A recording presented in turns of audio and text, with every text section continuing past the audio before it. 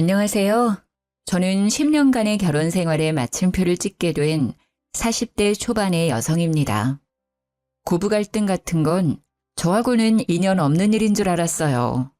저희 집도 할머니 모시고 살았으니까 제 나름대로 자신은 있었거든요. 그렇지만 저 혼자 노력한다고 해결될 일이 아니더라고요. 저와 남편의 결혼은 시작부터 삐걱거렸습니다. 그때는 그게 다 액땜하는 거라는 주변인들의 말에 고개를 끄덕이며 제가 할 수 있는 모든 걸 할 수밖에 없었죠. 결혼 때 친정도 시댁도 반대가 있었어요. 친정 부모님은 남편이 장사하는 게 마음에 안 들었고 시댁은 제가 평범한 회사원이라는 게 마음에 안 들었던 모양이에요. 제 직급이 높아서 월급은 남편보다 더 많이 벌었기에 친정엄마는 매번 저에게 더 좋은 데 시집 갈 수 있는데 왜 꼭 장사하는 사람하고 결혼하냐고 했죠. 시댁은 시댁대로 좀 더 높은 급의 며느리를 원했나 봐요. 며느리에도 급이 있다는 것도 웃기긴 하지만 일찍 돌아가신 시부의 직업이 교육자라서 그런지 며느리만은 사회적으로 높이 쳐주는 직업을 원하신 것 같더라고요. 상견례에서 시모는 합가를 조건으로 결혼을 허락하겠다고 했어요. 합가라고 해봐야 시모가 시부의 유산으로 구매한 지방의 3층짜리 작은 건물이고 2층이 시모, 1층이 카페, 3층에 저희가 들어가는 거였어요. 아래층 위층이지만 아예 같이 사는 건 아니라 저도 허락했어요. 시모가 저를 탐탁지 않게 여겼지만 처음부터 심하게 군 건 아니었어요. 고부 갈등은 시동생에게 결혼할 여자가 생기면서 시작됐죠. 저의 동서가 될 사람은 큰 병원의 간호사였습니다. 대학병원은 아니지만 중간 정도는 되는 병원이었죠. 시모는 시동생이 하는 말을 다 들어주더라고요. 매번 동서와 시동생의 요구를 다 들어주고 저와 차별하기 시작했어요. 무슨 일이 있든 동서의 일을 두둔하는 것이 저에게는 무척 큰 스트레스였죠.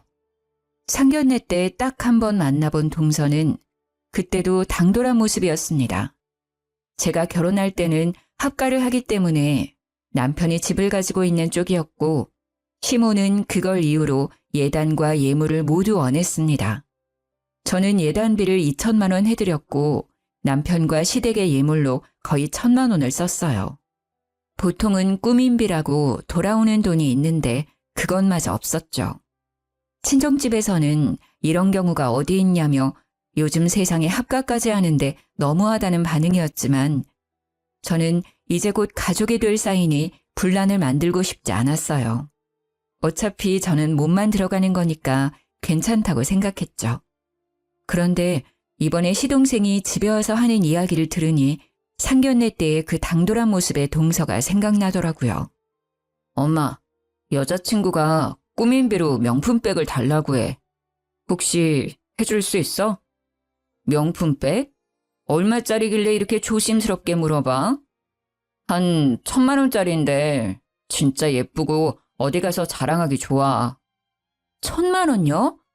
여자친구가 예단비로 1,000만 원 보냈다고 하지 않았어요? 그런데 1,000만 원짜리 백을 꾸민비로 돌려주는 건 어머님이 좀 힘들지 않으실까요? 1,000만 원이 무슨 대수야. 내 아들이랑 결혼하는데 그 정도는 해줘야지. 큰일하는 며느리한테 그 정도는 있어야 되지 않겠어? 저는 시모의 그 말에 서운한 기분을 느껴야 했어요. 저 결혼할 때는 꾸민비는커녕 저희 집에도 해준 게 하나도 없으면서 동서에게는 뭐든 다 해주려는 시모의 모습에 차별을 느꼈거든요. 그래도 이해하려고 했어요. 상황이 다른 거고 우리는 우리대로 집에 대한 부담은 없으니까요. 그런데 그 뒤에 시동생의 입에서 나온 말은 저를 참을 수 없게 만들었어요. 그리고 엄마, 우리 이번에 신혼집은 병원 근처로 구할 건데 아파트 들어갈 때 돈 좀 보태줘. 우리는 아직 모아놓은 돈이 많이 없어서 엄마가 좀 해주면 좋을 것 같은데. 그래? 병원 근처면 우리 집 근처기도 하네. 그러면 내가 좀 도와줄게. 어머님, 진짜 집 구할 때 돈 해줄 거예요? 못할 건 뭐가 있니? 남자가 집도 없이 어떻게 결혼을 해? 어머님, 제가 참고 넘어가려고 했는데 이건 좀 아닌 것 같아서 말씀드릴게요. 저 시집 올 때 합가하라고 하면서 돈 한 푼도 저희한테 안 주신 거 아시죠? 게다가 저 결혼할 때 3천만 원 넘게 썼어요. 그래도 명품백은커녕 꾸민비도 못 받았고요.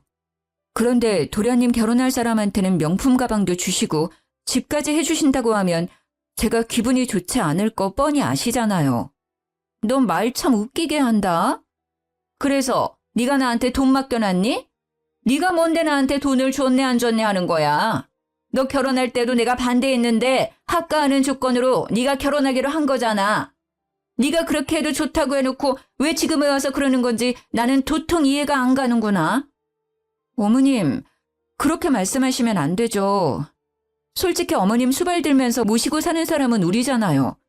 고생은 저희가 다 하는데 눈에 띄게 저희 부부랑 도련님네 차별하시잖아요. 아니, 1,000만 원을 보내면서 꾸민비로 1,000만 원을 돌려달라는 건 무슨 심보예요? 도련님이 한번 말씀해 보세요. 네? 제가 결혼할 때 정장 한 벌 받으셨잖아요. 안 그래요? 시동생은 아무런 말도 못하고 있었고 시모의 얼굴은 귀신처럼 험악해졌어요. 그래도 어쩌겠어요. 저도 참을 대로 참았고 할 말은 해야겠다 싶었거든요. 너 정말 이기적이구나. 꼭 그렇게 시동생한테 매몰차게 굴어야겠어? 그래, 까놓고 이야기해보자. 네 동서될 사람이 너보다 대단해 보이니까 샘나니? 그래서 나한테 줬던 돈 아깝다고 이 난리인 거야? 그럼 너도 고만고만한 회사가 아니라 큰 회사에 다니지 그랬어? 대접받고 싶으면 그런 일을 하면 되는 일이야. 네 능력이 안 돼서 이 정도 취급받는 걸 왜 나한테 그러는 거야? 시모의 말에 저는 어이가 없었습니다. 제가 대기업이 아니라는 이유로, 능력이 없다는 이유로 제가 살아온 인생을 부정당하는 느낌이었거든요. 어이없는 제 표정을 보고도 남편은 아무 말도 없었습니다. 저는 남편을 쳐다봤죠. 무슨 말이라도 하라는 눈빛을 보냈는데 시모가 그걸 보고는 선수치더라고요. 예, 내가 이래서 너 결혼할 때 반대한 거야. 이제 알겠니? 어차피 이혼 도장 찍으면 남될 사람이니까 네 와이프가 뭐라고 해도 넘어가지 마. 어머님, 무슨 말씀을 그렇게 하세요? 알겠어요. 어머님이 계속 이런 식이면 저희도 분가할게요. 제게서 받아가신 예단 예물에서 동서에게 줄 명품 가방 가격만큼만 꾸민비 명목으로 돌려주세요. 그 외에 저희는 돈 같은 거 필요 없어요. 알아서 집 구해서 나갈 테니까 그렇게 아세요. 아, 그러면 딱 됐네요. 도련님이랑 동서될 사람 둘이서 저희 살고 있는 3층에 들어와 살면 되겠네요. 그쵸?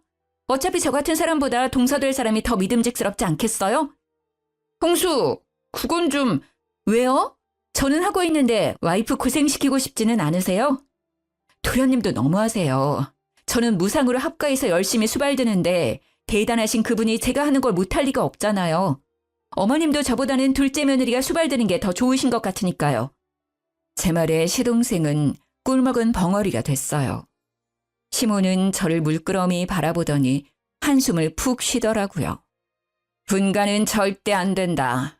네가 맏며느리이고 합가를 조건으로 결혼한 건 엄연한 약속이야. 그러니 둘째가 말한 명품 가방이랑 집 구할 때 쓸 돈은 없던 걸로 해. 앞으로 둘째네 지원은 안 하는 걸로 약속하마. 결국 분가 이야기를 꺼내고서야 이야기는 일단락이 됐어요. 도련님네의 지원이 없는 걸로 하고 나서야 제 마음도 풀렸거든요. 제가 못되게 군 것도 사실이기는 하지만 세상에 어느 며느리가 대놓고 차별하는데 가만히 있어요? 근데 이 이후에 남편의 행동이 더 가관이었어요. 저희가 3층으로 올라오자 남편이 대놓고 말하더군요. 당신 꼭 그렇게까지 해야 했어? 동생이 형수를 어떻게 생각하겠어? 자기들 결혼 파토내려고 작정한 사람이라고 생각할 거 아니야. 생각 좀 하고 말해. 그리고 엄마 말이 구구절절 다 맞잖아. 그 돈이 당신 돈도 아니고 엄마가 엄마 돈 마음대로 쓰겠다는데 당신 왜 이래라 저래라 난린데. 그래서 당신 그 자리에서 한마디도 안 했어? 웃기지도 않아. 내가 왜 화를 냈는지 몰라서 나한테 화내는 거야? 딱 봐도 차별하시는 게 눈에 보이는데 어떻게 화를 안 내고 넘어가? 게다가 당신은 동생네가 다 가져가는 게 화나지도 않아? 아니, 화는 안 내도 그게 부당하다는 생각 정도는 해야지. 내가 어머님한테 무슨 일 있을 때마다 매번 불려가서 일 처리해 주는 거 알지? 며느리이자 같은 집에서 살기 때문에 가능한 거야. 나도 분가하면 그 짓거리 안 해도 상관없지. 그때는 자기가 해야 하는 거니까. 나한테 대리효도 시켜놓고 뭐? 고맙다고 해도 모자랄 판에 나한테 화를 냈다 이거지? 아니, 그건 고맙게 생각하고 있지. 그치만 그건 그거고 이건 이거지. 당신은 그게 문제야. 당신이 제일 잘나고 당신이 제일 힘들다고 생각하는 거. 당신보다 대단한 사람 널리고 널렸어. 자기가 아무리 회사에서 잘 나가는 사람이라도 우리 집에서는 가족의 일원으로 며느리답게 행동해야 하는 거야. 어째서 그런 기본적인 일조차 모르는 건데? 회사에서 그런 건 안 가르쳐줘? 어? 지금 말 다 했어? 내가 언제 나 잘났다고 했어? 부자부자 하니까 사람을 우습게 알고 당신 해야 할 일을 내가 해주니까 그게 당연한 줄 알지? 알았어. 당신이 그렇게 생각하는 거 보니 나도 이제 어머님 모시는 일 안 할게. 당신이 더 잘한다는데 못하는 나한테 맡겨? 며느리답게 행동하라고? 그럼 며느리 대접을 좀 하라고 말씀드려줄래? 어이가 없어서 내가 시댁 들어와서 살고 있으니까 네가 대단한 사람이라고 생각하나 본데 나도 우리 집 가면 귀한 딸이야. 이런 집에서 이런 대접받을 사람 아니라고. 열받은 제가 시댁과 관련된 모든 일을 스톱하고 나서야 남편은 제게 사과를 했어요.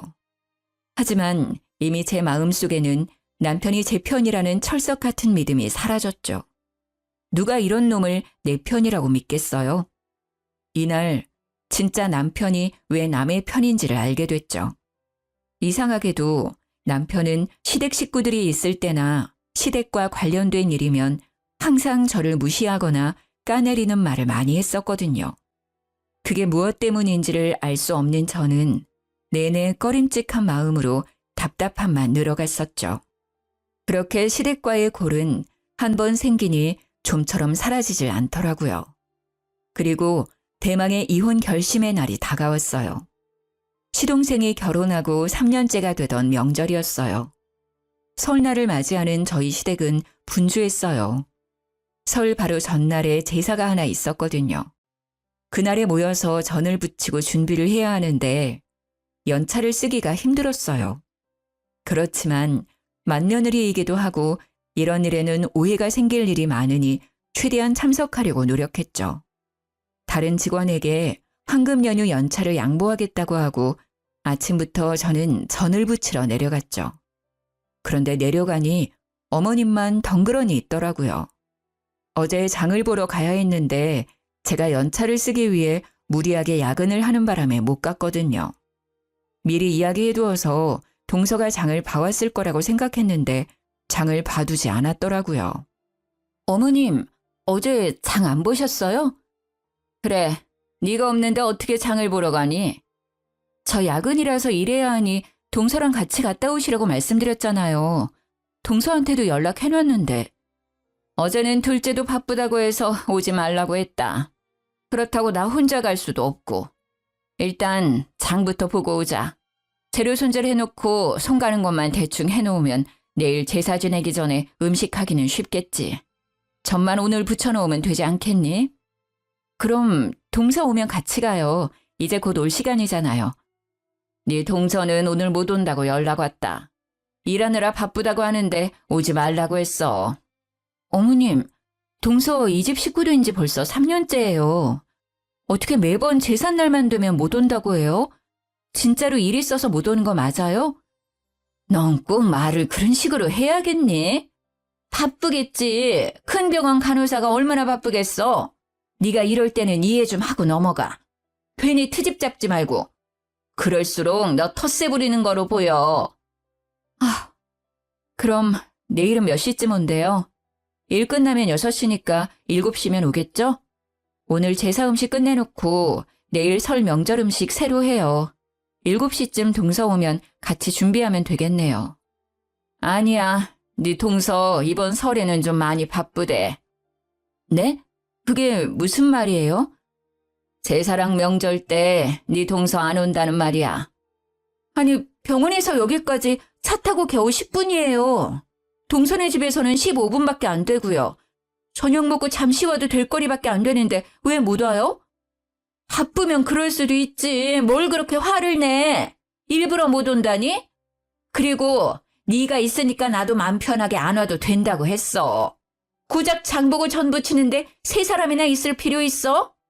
어머님, 그런 말씀하시면 안 되죠. 동서가 시집 오고 나서 전 한 번 부치는 걸 못 봤어요. 매번 제사 때마다 바쁘다고 하고 명절 당일에 와서 밥만 쏙 먹고 가버리고 염치가 없는 것도 유분수지. 자기가 안 오면 다른 사람들 고생한다는 생각은 안 하는 거죠? 너 지금 너 혼자 고생한다고 나한테 뭐라 그러는 거니? 네가 맏며느리로 들어왔으면 당연히 해야 할 일이지. 손아래 사람을 보듬어 줄 생각을 해야지. 매번 이렇게 흉을 보고 텃세를 부리니 둘째가 정을 못 붙이는 게야. 마음을 좀 곱게 써. 저도 바쁜데 다른 사람한테 사정하며 부탁해서 여기 온 거예요. 자기만 바쁜 게 아니라는 걸 왜 몰라요? 다 큰 성인이? 그런 일이 있으면 저한테도 전화해서 알려야 하는 거 아니에요? 그리고 정을 붙이려면 얼굴을 봐야 미운정이든 고운정이든 들 거 아니에요. 어떻게 제삿날 얼굴 한 번을 못 봐요? 그리고 제가 고생하는 거 알고 계시면서 어머님은 어떻게 동서한테 맘 편히 오지 마라는 말을 하실 수 있으세요? 그럼 어떡하니? 일은 못 뺀다는 애를 강제로 어떻게 오게 해? 정 그렇게 둘째를 오게 하고 싶으면 네가 하든지. 결국 제사 음식 준비는 제가 다 했어요. 오지 않은 동서도 얄미웠지만 그런 동서를 무조건 두둔하고 있는 시모가 더 밉더라고요. 저를 탐탁지 않게 여기는 건 알고 있었지만 이렇게 대놓고 사람을 차별하는 건 역시 화났거든요. 제 기가 죽지 않은 것만으로 다행이라고 생각할 만큼 동서에 대한 시모의 애정은 대단한 것이었거든요. 제사를 지낸 다음 날 명절 준비를 하러 내려가려는데 전화가 왔어요. 친정엄마의 번호를 보고 전화를 받았더니 엄마의 목소리가 심상치 않더라고요. 야, 너 빨리 좀 와봐라. 너희 아버지가, 아유. 말을 잇지 못하고 흐느끼기만 하는 엄마의 목소리에 저도 놀랐어요. 엄마, 무슨 일인데? 울지만 말고 이야기를 해봐. 아빠 무슨 일 있어? 네 아빠 사고 났어. 교통사고가 크게 나서 지금 수술실에 들어갔어. 지금 엄마 혼자 여기 있는데 너무 무섭고 몸이 후들거려서. 저는 눈앞이 캄캄해지는 걸 느꼈어요. 수술이라니 그만큼 큰 사고라는 걸 뜻하니까요. 게다가 흔들리는 친정엄마의 목소리가 너무 불안해 보여서 빨리 병원으로 가보기로 했어요. 엄마, 주소 좀 보내. 내가 그리로 지금 당장 갈게. 전화를 끊고 나서 저는 아직 누워서 꿈틀거리는 남편에게 말했어요. 나 잠깐 나갔다 올게. 우리 아버지 병원에 계시나 봐. 잠깐 상황 좀 보고 올 테니까. 제사는 저녁에 지내는 거고 밑준비나 전부치기는 끝내놓았으니 오전 중에 잠시 갔다 오면 될 거라는 생각으로 가볍게 말해두고 나왔어요. 친정엄마가 준 병원 주소는 하필 동서가 일하는 병원이었어요. 수술실을 물어 찾아가니 친정엄마가 그 앞에서 덜덜 떨며 수술실 문만 바라보고 있더라고요. 그 모습이 안쓰러워 다가가서 안아주었는데 엄마가 말을 제대로 못하더라고요. 워낙에 마음이 여린 분이신데 아버지가 크게 다치셨으니 너무 놀라 그럴 수도 있겠다 싶은 마음에 동서가 오늘 일한다고 했으니 동서에게 물어보기로 했어요. 아무래도 비전문가인 우리보다야 잘 알 테니까요.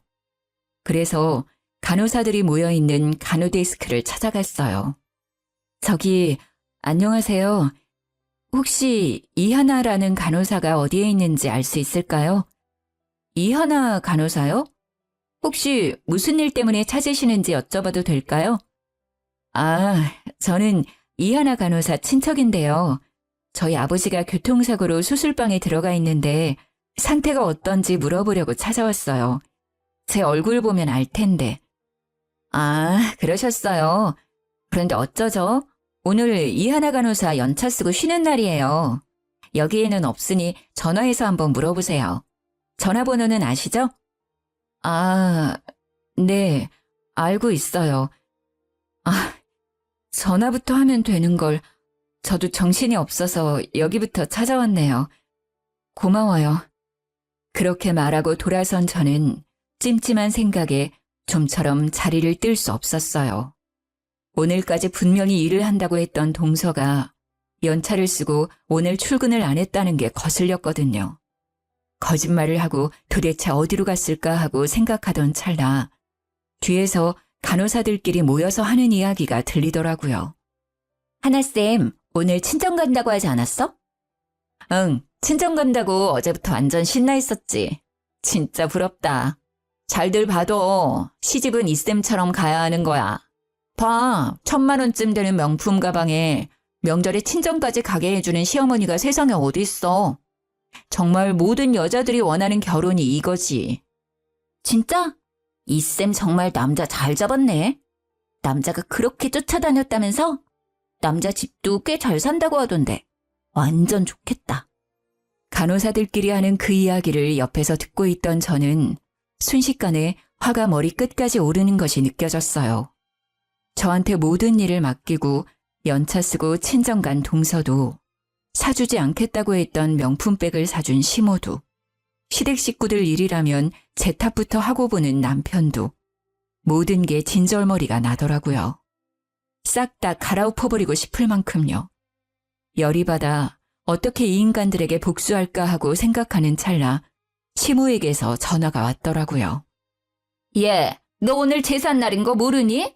생각이 있는 애야 없는 애야? 지금 일도 안 하고 어디 가서 자빠져 놀고 있는 거야? 빨리 집으로 와서 제사 음식 마저 만들어. 어머님, 친정아버지 교통사고 나서 지금 병원 와 있어요. 지금 수술 들어가셔서 상황 보고 갈게요. 어차피 수술 들어가면 수술하는데 시간 걸리잖아. 그 시간에 집에 와서 음식 해놓고 가. 그리고 사부인이 거기 계실 텐데 너는 왜 갔어? 사부인이 다 알아서 하실 테니까 너는 거기서 농땡이 피울 생각하지 말고 제사상이나 차리러 와. 넌 시집을 와놓고는 아직까지 친정 챙기면 어떡하니? 그러니까요. 시집을 온 주제에 제삿날이며 명절날에 꼭 친정에 가는 동서한테도 그 이야기 들려주세요. 뭐? 무슨 소리 하는 거야? 걔는 오늘 일한대. 그래서 못 온다니까? 지금 저한테 거짓말 하시는 거예요? 진짜 어이가 없어서. 저 지금 동서병원이에요. 아버지 상태가 심해서 이 큰 병원까지 왔는데 세상에 동서가 연차 쓰고 친정 갔다네요. 그것도 시어머니가 그렇게 하라고 했다는데 그럼 3년 내내 어머님이 동서 집에 보내주신 거예요? 그래놓고 친정아버지 아파서 수술실 들어간 저한테는 당신네들 제사 허드렛일 해주러 오라고요? 내가 왜요? 내가 왜 가야 되는데요? 너는 맏며느리잖니. 네가 없으면 제사를 어떻게 지내? 맏며느리는 그 집 귀신이 돼야 하는 법이야. 너한테는 친정보다 시댁이 우선이 돼야지. 맏며느리 취급도 안 하면서 맏며느리요? 다 필요 없고요. 저 안 가요. 오늘 제사상 어머님이 차리든 남편이 차리든 누구든 차리라고 하세요. 저는 뭐라고 말하는 시모의 전화를 신경질적으로 끊어버렸어요. 화가 나서 씩씩거리다가 갑자기 그런 생각이 들었어요. 안 해주겠다던 명품 가방을 해줬다면 지금 동서가 살고 있는 그 집도 시모가 돈을 보태줬지 않을까 하고요. 아닐 거라고 생각하면서도 마음이 계속 그 생각만 들더라고요. 다 해주고도 나한테 비밀로 한 거라면 집도 똑같이 해줬을 테니까요. 아버지 수술이 끝나고 친정엄마의 상태도 괜찮아졌어요. 저는 엄마가 먹을 만한 걸 사오겠다는 핑계로 병원 밖으로 나왔어요. 그리고 그 길로 동서가 사는 아파트 입구의 부동산으로 향했어요. 동서가 신혼집으로 들어간 뒤 계약할 때 공인중개사가 너무 좋았다는 말을 듣고 저도 명함을 받아놓은 적이 있었거든요. 이름이 특이해서 기억에 남았어요. 저는 집을 보는 것처럼 해서 그 부동산으로 들어갔어요. 안녕하세요. 아파트 좀 알아보려고 하는데요. 직접 들어가 볼 건 아니고 요즘 시세만 좀 알아보고 싶은데 괜찮을까요? 그럼요. 들어오세요. 네, 이 아파트 사려면 역시 대출을 껴야겠죠? 비싸서 대출 안 하고 사는 건 어려워 보여서요. 그래도 대출 없이 사가는 분들도 계시죠? 저 김성현이라고 여기서 계약한 사람이 저희 시동생인데요. 사장님이 잘해주셨다고 해서 저도 이쪽으로 온 거거든요. 아, 그분 기억납니다. 시간이 지났어도 잊지 못하죠. 시어머니가 같이 와서 계약할 때 현금을 주고 가시더라고요. 그런 상황이 저도 처음이어서 신기하게 생각했죠. 송금을 할 텐데 현금을 뽑아서 가지고 오는 일은 잘 없거든요. 결국 시모가 동서의 집까지 지원해줬다는 걸 알게 된 저는 분노와 화로 얼굴이 달아오르는 것이 느껴졌어요. 저와 동서를 차별하는 시모의 행동이 치를 떨 만큼 역겹고 짜증났으니까요. 병원으로 돌아온 제 전화기는 낮 12시를 넘어가기 시작하니 불이 나기 시작했어요. 저는 아버지 병상을 지키며 시모와 남편의 전화를 모두 무시했죠. 전화 받을 필요가 없잖아요. 어차피 식모처럼 부려먹으려고 전화질 하는 건데 제가 받아봤자 좋은 소리 못 들을 테고 제 기분만 더 더러워질 테니까요. 친정엄마를 집으로 보내 재운 저는 아버지 병실에서 하루를 보냈어요. 그리고 다음 날 친정엄마와 교대해서 친정집에서 씻고 백화점으로 향했어요. 그리고 저에게 주는 선물로 1,000만 원이 넘는 명품 가방을 질렀어요. 무슨 돈으로 샀냐고요? 곧 있으면 시모 칠순이거든요. 칠순 때 여행 보내드리려고 남편과 함께 넣던 적금을 깨서 샀어요. 그 가방을 사는데 속이 얼마나 시원한지 평소 같으면 그렇게 비싼 가방 어디 필요하냐고 했겠지만 그날은 정말 가슴에 응어리가 확 씻겨져 내려가더라고요. 그리고 그 가방을 메고 시댁으로 향했어요. 언제까지고 무시할 수는 없죠. 가서 직접 제 생각을 말해드리는 게 당연하다는 생각이 들었어요. 시댁에 들어가자 남편이 불같이 화를 내며 제게 따지더라고요. 당신 도대체 어디 갔다 온 거야? 제사며 명절 차리며 다 무시하고 잠깐 나갔다가 온다더니 하루 종일 전화도 안 받고 아예 외박까지. 거기다가 이 카드 내역은 또 뭐고? 무슨 쇼핑을 1,000만 원을 넘게 했냐고. 당신 미쳤어? 그 돈이 어떤 돈인지 알면서 쓴 거야? 그래, 그 돈이 어떤 돈인지 잘 알고 썼다. 왜? 당당한 제 모습에 남편은 당황한 건지 기가 찬 건지 말을 못 하더라고요. 시어머니 칠순 때 여행 보내드리려고 모은 통장이잖아. 근데 이제 그거 필요 없게 돼서 내가 썼어. 그리고 내가 어제 왜 제사 명절 참석 못하는지 어머니한테 자세히 말씀드렸는데 못 들었나 봐? 뭐? 무슨 일 있는데? 큰일이야? 아무리 그래도 그렇지. 적금은 왜 깨서 쓴 거야? 가방 말이야. 명품 가방. 어머니가 나한테 거짓말 하셨더라고. 동서한테 명품 가방 안 사주겠다고 하셔놓고선 사주셨더라고. 그럼 난 뭐야? 이 집구석에서 아무도 나 안 챙겨주면 나라도 날 챙겨야 하잖아. 그래서 나한테 명품 가방 선물했어. 어차피 어머니 칠수는 여행 안 보내드릴 거거든. 명품 가방? 설마 그런 이유 때문에 그 돈을 다 쓴 거야? 동생이잖아. 이해 좀 해. 왜 당신은 매번 동서 이야기만 나오면 혼자 자폭이야. 자격지심이라고. 열등감 가져서 이렇게 행동하는 거야. 열등감? 가짜는 소리 하고 있네. 누가 누구한테 열등감을 가져? 웃기고 있네. 열등감이 아니라 분노야. 어머니가 동서와 나에게 가지는 차별에 대한 분노. 일은 있는 대로 내가 다 하는데 항상 좋은 건 다 동서가 가져가잖아. 그리고 제일 문제는 당신이야. 와이프가 이런 부당한 대우를 당하고 있는데도 와이프 탓만 하는 당신. 그때 시동생과 동서가 들어오더라고요. 차례가 다 끝나고 식사하러 온 거겠죠. 친정집에서 편안하게 놀다가 돌아와서는 아무것도 모르는 표정으로 제게 인사하더라고요. 가증스럽기까지 하더라고요. 내가 다 알고 있다는 걸 모르겠죠. 동서 왔네? 잘 왔어. 친정아버지 어제부터 입원해 있거든. 동선의 병원에. 그래서 오늘은 동서가 뒷정리해줘. 형수님, 제사상 차리고 치우는 거 힘든 거 알고 있는데 꼭 힘들게 일하고 온 사람한테 일을 시켜야 속 편하겠어요? 힘들게 일을 하고 왔어요? 어디서요? 이상하네요. 저희 아버지 동선의 병원에 입원했는데 동선은 연차 쓰고 친정 갔다고 하더라고요. 혹시 동명이인일까요? 그것도 아니면 동서 병원 옮겼어? 빈정대는 제 말투에 동서의 얼굴은 새파랗게 질리고 시동생의 얼굴도 아차하는 표정이더라고요. 다 알고 있어요. 그러니까 앞으로 제사상 차례상은 동서가 차려. 나는 앞으로 일절, 명절 제삿날에 안 올 거니까. 예, 맏며느리가 차례상을 안 차리면 어떡해? 그리고 제사상도 그렇지. 며느리가 둘인데 무슨 상관이에요? 맏며느리가 아니라 식모겠죠. 죽어라 일하는 저는 일하는 게 당연한 거고 맏며느리 몰래 명품백 사준 둘째 며느리는 일 안 하는 게 당연한 거예요? 그리고 집까지 해주셨다면서요. 그 정도로 많이 받았으면 그만큼 일을 열심히 하겠죠.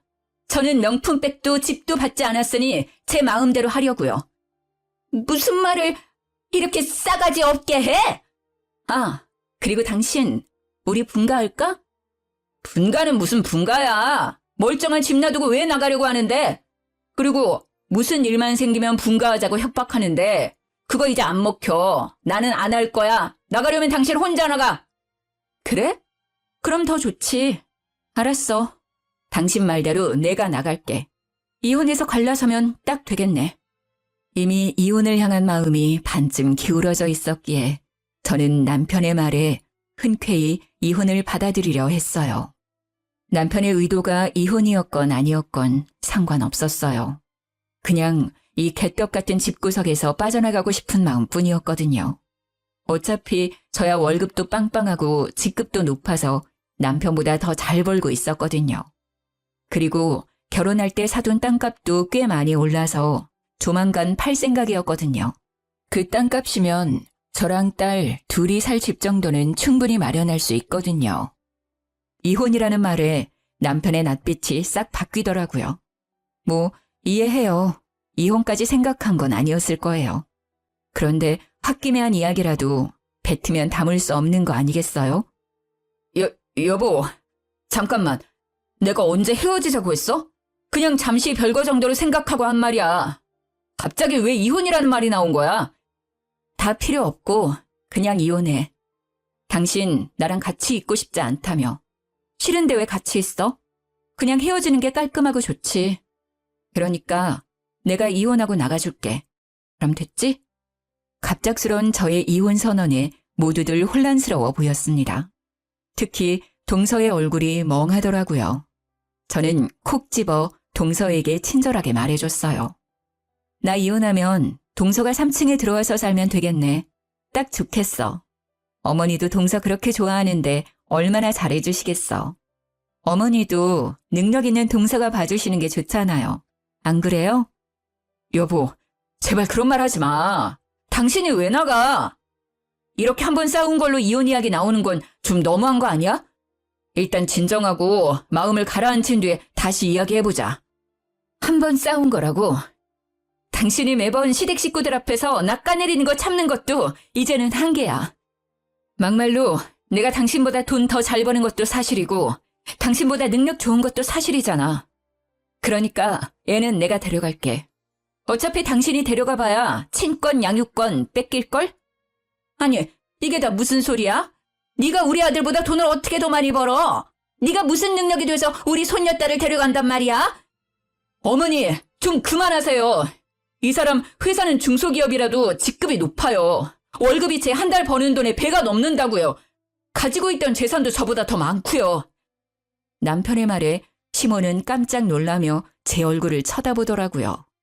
이제껏 급이 낮다고 생각했던 며느리가 생각보다 큰 돈을 버는 사람이라는 걸 알게 돼서 놀라신 것 같았지만 이제는 저하고 상관없는 이야기죠.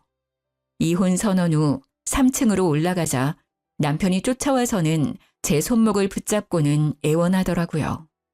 나는 절대로 이혼 못해줘. 왜 당신이랑 나랑 헤어지는 건데?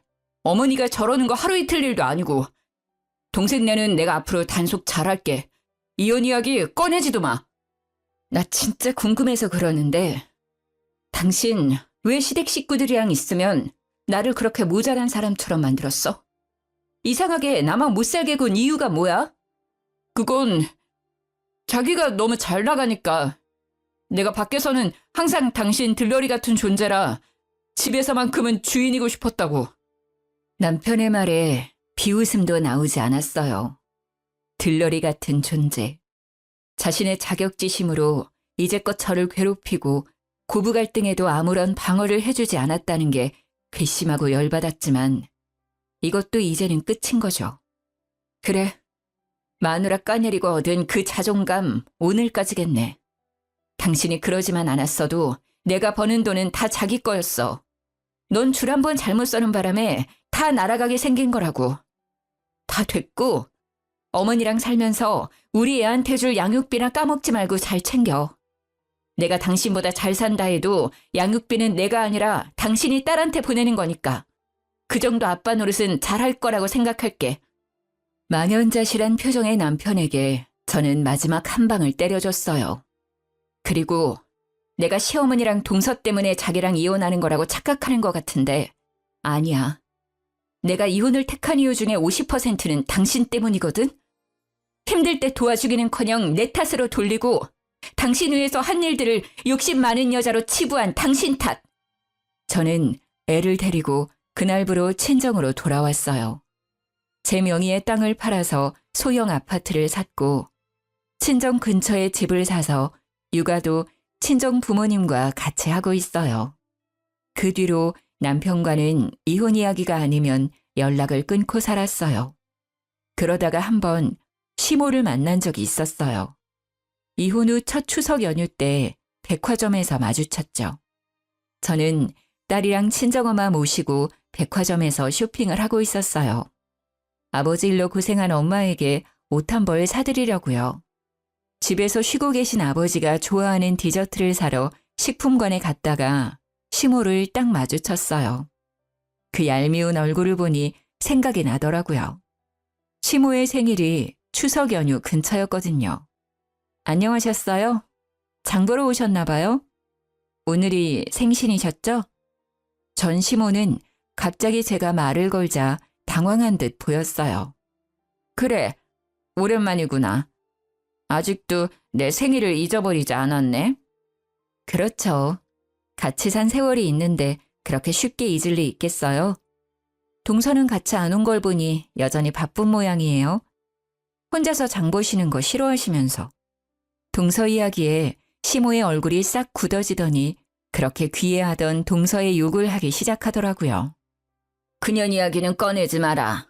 내가 둘째 생각만 하면 자다가도 혈압이 오를 정도란다. 망할 것들이 합가하라고 했더니 합가 안 하겠다고 떼쓰고 매번 바쁘다는 핑계로 설이며 추석이며 나 혼자 지내고 있어. 생일상 받을 나이에 생일상 차리고 있으니 화가 나지 않겠니? 합가하고 집 살 때 들어간 돈 내놓으라고 했더니 세상에 연락을 뚝 끊어버리고는 그 집 팔아버리고는 직장까지 옮긴 거 있지? 기도 안 차서. 이제는 둘이 어디 있는지 알 수도 없어서 첫째랑 둘이 살아. 대학병원 간호사래서 그렇게 잘해줬는데 시아버지 유산을 모두 들고 날라버린 천하의 몹쓸 년이었어. 내가 미쳤지. 그런 년을 며느리라고 들인 내가 미친 거야. 게다가 둘째는 그년한테 완전히 빠져가지고는 결국 제가 예상한 대로 됐더라고요. 합가는 안 할 거라고 생각했어요. 그런데 집도 팔고 직장까지 옮겼다는 이야기에는 저도 너무 놀랐어요. 그 정도로 싫었을까요? 하긴 제가 없으면 시모의 그 성격을 모조리 다 받아줬어야 했을 텐데 그걸 감당이나 할 수 있었겠어요? 솔직히 돈을 다 가져간 건 너무했다고 생각하지만 그렇게 차별하더니 고소하다는 생각만 들었어요. 제가 나쁜 년이 된 것 같지만 어쩌겠어요? 나를 이렇게 만든 사람도 그 집 사람들 때문인데. 그러셨어요? 사정이 참 딱하게 됐네요. 그렇게 돈 가지고 나르면 찾기 힘들지 않을까요? 돈 빌려주실 때 그런 이야기 확실하게 하셨으면 이런 일은 없었을 텐데. 워낙 믿으셨으니까요. 그래도 급이 다른 며느리잖아요. 좀 있으면 돌아오겠죠. 돌아오기만 하면 아주 두 사람 떼어놓고 절대로 이 집안이 들이지 못하게 할 거야. 이게 사기꾼이지 어떻게 며느리가 할 짓이야. 내가 보니 둘째가 그 여자한테 완전히 콧개인 것 같아. 그러니 그 여자 하자는 대로 다 하지. 아유, 사람 하는 집에 잘못 들였다가 이게 무슨 난리인지. 그래도 첫째 아드님 계시니까 서로 의지하며 살면 되겠네요. 급이 높은 며느리 다시 맞이하면 편해지실 거예요. 에휴, 그놈도 글렀어. 가게도 망하고 결국은 힘쓰는 일 하고 있거든. 나는 사실 네가 돌아와주면 정말 좋을 것 같은데. 그건 안 되겠지? 확실히 네가 일도 잘하고 얼마나 나를 잘 받들었니. 그때 생각하면 진짜 지금은 아휴. 여전히 반성은커녕 본인 생각만 하고 있는 모습에 저는 소름이 끼칠 것 같았어요. 다시 돌아오라는 말은 와서 일하라는 것과 뭐가 다르죠? 여전히 며느리를 식모쯤으로 생각하는 그 시모의 태도가 참으로 화가 났어요. 그렇지만 화낼 필요는 없잖아요. 어차피 저와는 이제 남이고 2번 다시 만날 일 없으니까요. 그러게 있는 며느리한테 잘하셨으면 생일에 밥 한 끼 못 얻어 드시지는 않았을 텐데 안타깝게 되셨어요. 좋은 며느리 찾을 수 있길 바랄게요. 단칼에 거절하는 제 모습에 희망이 보이지 않았는지 전 시모는 다시 동서의 욕을 하더라고요. 내가 그 망할 년 때문에 다 잃은 거 생각하면 딱히 둘째 며느리 때문에 모든 걸 잃은 건 아니지만 전 시모는 여전히 그렇게 생각하고 있더라고요. 그렇게 만든 건 본인 스스로였음에도 여전히 남 탓하는 모양새가 참 보기 웃겼어요. 살펴가세요. 저희도 이제 곧 가봐야 하거든요. 아버지 좋아하는 디저트 사고 엄마 옷 한 벌 사드리러 나온 거라서요. 그럼. 시모가 제 뒤로 보이는 딸과 친정엄마를 쳐다보더니 한숨을 푹 쉬더라고요. 손녀와 외할머니의 다정한 모습이 부러워 보였나 봅니다. 어쩌겠어요. 버스 떠나고 손 흔들어도 멈춰주지 않으니까요. 일하며 오가는 길에 자주 보던 전 남편 가게는 폐업 신고되어 이제는 다른 가게가 되어 있더라고요. 나중에 이야기 들어보니 장사가 잘 안 돼서 접고 지금은 힘쓰는 일 하고 있다고 하더라고요. 그래도 양육비 꼬박꼬박 보내주는 건 참 다행이죠. 고부 갈등과 남편의 자격지심으로 이혼한 저에게 재혼은 솔직히 꿈도 꾸지 못할 이야기였는데 최근에는 재혼을 앞두고 있어요. 그 집은 제사도 없고 며느리 될 사람도 저 하나뿐이라 부담스럽지도 않고요. 시모들 뿐이 도시 사람이라서 그런지 며느리에게 기댈 생각도 하지 않고 어떻게든 아들 내외에게 더 해줄 것만 생각하시는 그런 좋은 분이세요. 재혼 상태도 저와 아이를 많이 아껴주고요. 그런 모습 덕분에 저도 재혼을 선택하게 됐어요. 좋은 소식을 앞두고 이렇게 글을 쓰게 되어 저도 기분이 좋네요. 일단 힘든 일들을 모두 떨쳐냈다는 홀가분함이 제일 큰 것 같아요. 고부 갈등의 아픔을 딛고 새롭게 시작할 저를 응원해주세요. 긴 글 읽어주셔서 감사합니다. 모두들 행복한 날 보내세요.